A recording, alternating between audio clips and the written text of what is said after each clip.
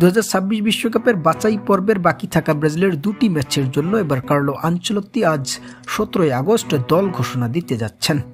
তবে সেখানে আজকেই পুরো দল ঘোষণা দিতে দেখা যাবে না এই ইতালিয়ান মাস্টারমাইন্ড কোচকে। কারণ প্রদর্শক আসন্ন বিশ্বকাপ বাছাই পর্বের ম্যাচগুলোর জন্য ফিফা 17 আগস্টে সময় নির্ধারণ করেছে সব দলের প্লেয়ারের তালিকা তাদের কাছে জমা দেওয়ার। আর সেই ফিফার বেঁধে দেওয়া সময় অনুযায়ী এবার সব দলের মতো করে ব্রাজিলও তাদের একাদশ ফিফার কাছে জমা দিতে যাচ্ছে আজকে। সেখানে এবারের দল ঘোষণাও ব্রাজিলের হতে যাচ্ছে কার্লো আনচেলত্তি প্রথম ব্রাজিলের ডাগাউডে এসেই ঠিক যেভাবে দল ঘোষণা দিয়েছেন।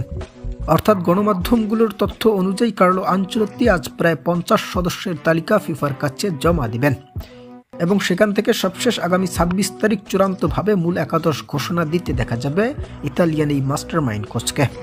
তাই এখন চূড়ান্ত একাদশ দেখার জন্য সমর্থকদের অপেক্ষা করতে হচ্ছে আগামী 26 তারিখ পর্যন্ত।